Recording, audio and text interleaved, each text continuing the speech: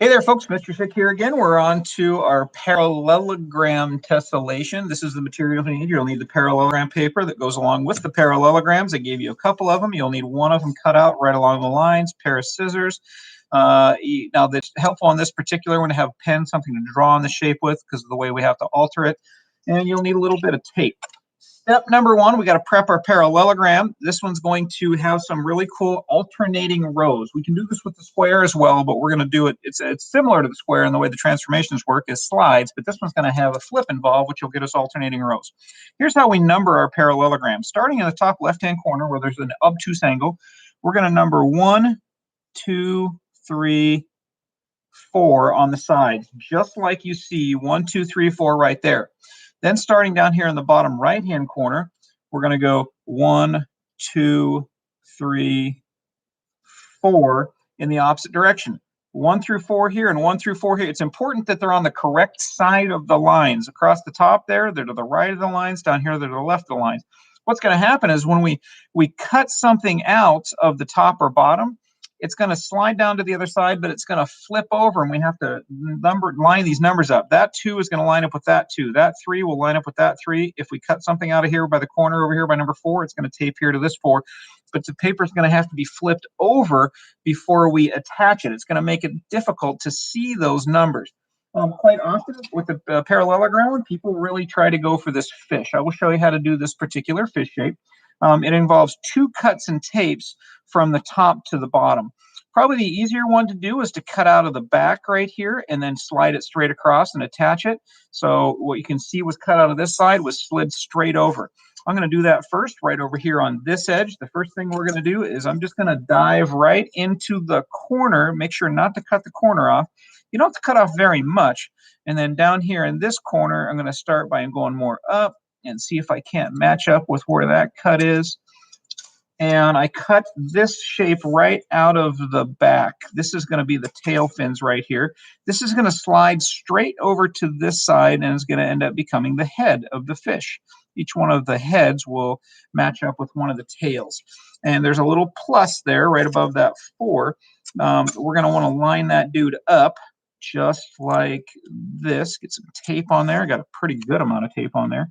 Make a plus right there, just like that. Come on, get on there, dude. There we go. Perfect. A little bit of excess tape. We'll just bend that around. I'm going to put a piece of tape on one side. We're going to get a piece of tape on the other side as well. Give it some firm strength, just like that. All right, there's our front to back. Worth noting in the way those corners line up, don't cut that corner off. You want to keep the 4 original corners just as we have on all the other tessellations that we've made. Corner, corner, corner, corner. They still line up nice and perfect. Okay, so taking a look at the little design that I gave you in the handout, if you want to try and make this fish, what's going to happen is we're going to cut in sort of a little dorsal fin that's going to pop up here at the 1. Right here into this corner, you can see we're going to do that guy.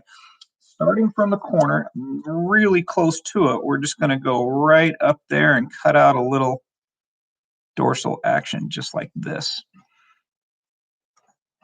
All right, there.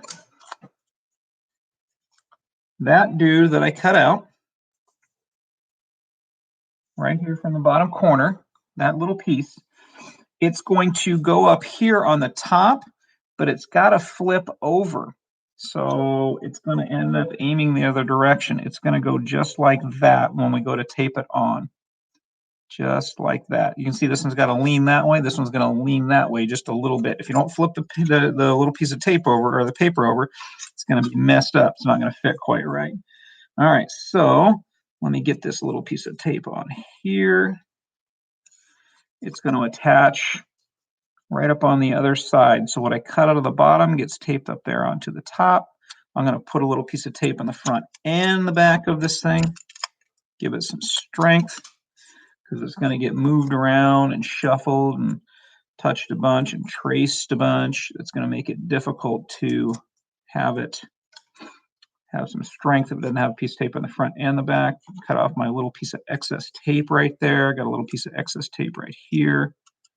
And that's just going to get in the way for my tracing. Did I get it off of there?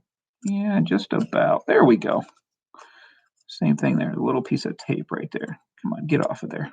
Perfect. All right. So there's our second cut and tape. We've cut our little dorsal fin out of here. It went up to there and taped on. It had to be flipped over. So you can see the number 1 was right here where I cut it out. There's a 1 right there where it attached on. Then what we're going to do is right at this point, right where this guy touches right here, I'm going to, this one is actually a little bit helpful if you sort of draw it. It's going to go like this. So right at that point where that attaches right there, I'm going to kind of cut that out of the back of the fish. Maybe a little too much. Maybe more like, there we go. Just a little bit of a curve there to it. And so let's dive on in right here. I'm going to try and make this a nice subtle turn. And then right there, I'm going to cut right into that dude. There we go. So now this was a little trickier. Right there, what I cut out, it's going to come down to the bottom, but the 2's aren't going to line up. If I put the 2's to line up right there, it's going to look screwy. This piece has to be flipped over. I got to flip it. So I'm reflecting it this way. And right where that guy got cut out is right where that guy is going to attach, right down there, just like that. So this point right here has to line up. So that point should line up right there on the bottom. And there's the bottom of my fish. And get a couple pieces of tape, one on the front, one on the back. Makes it have a little bit more strength to it because we're going to manipulate it around a lot and it's going to want to stay in place. And that guy goes right like that. And then I'll flip it over here. You can see there's my lines because I had to flip the paper over to get the alternating rows. The alternating rows make this a pretty cool tessellation. I had a student named Jill Young made probably one of the best tessellations I have ever seen. That's a pretty good looking fish there. Some years I make these and they don't look very good. So you can see, again, here's the shape. And then from the top to bottom, it's going to have a little flip front to back. All right, well, let's give this guy a try here. We're going to take our 4 original corners that we had. I'm going to go ahead and line them up right in here. I'm going to get a couple of tracings of this, just like so. Line up the 4 corners, give it a trace. Let's not be subtle about it. Just, again, this is one of my better fish. I like to try one of these every year, and sometimes it works better than others. This one looks like it's going to be pretty good, I think. Line up the bottom corners. Don't worry about the top if it moves around on you at all. Goes down, over, down. There is my fish. Going to the next one back, I'm not going to try and trace the front again. I've already traced that part. Make sure you line up those corners. That back fin there has got to be right there on the dot.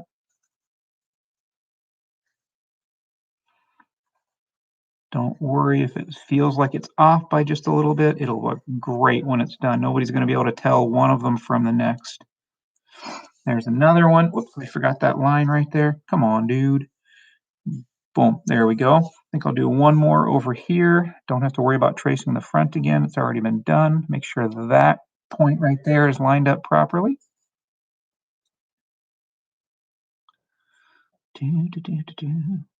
Up, over, down. Get that big fin in the back. There's 3 of them. Okay, so there's a row of 3. Now, when you go to do the next row above it and below it, you're going to have to take this dude and it's going to flip over and it's going to end up going in the other direction. As always, don't try to get that thing to fit in there correctly. Okay, don't try and make it fit. Just line up these points. There's probably the most important points right down here on the bottom, that dot and that dot. And then you're ready to trace the bottom one. Doing this in a big, thick black marker. There's the next one. Slide on over. You got 2 sides already done for you. Don't try and retrace those. Just make sure this dot lines up right there with that front. Don't worry if it doesn't match back here perfectly. That's okay. No one will ever know the difference. No one will ever know the difference. And there's another one. One more again right here. Again, don't try and make this line up perfect. Make sure that dude goes right there. That dot, that dot. That looks great, just like so.